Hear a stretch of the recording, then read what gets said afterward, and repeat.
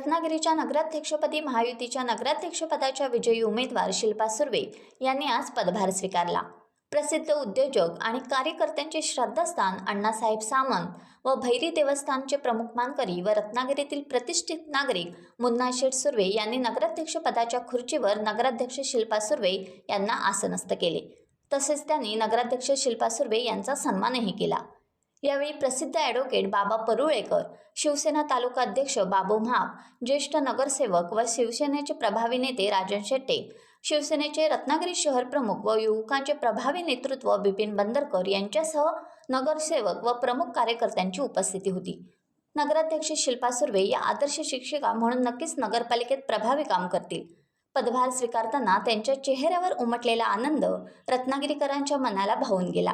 त्यांचे सर्व स्तरांतून अभिनंदन केले जात आहे। टाइम्स डिजिटलला लाईक करा, सबस्क्राईब करा, शेअर करा आणि बेल आयकॉन दाबायला विसरू नका। पाहत रहा टाइम्स डिजिटल।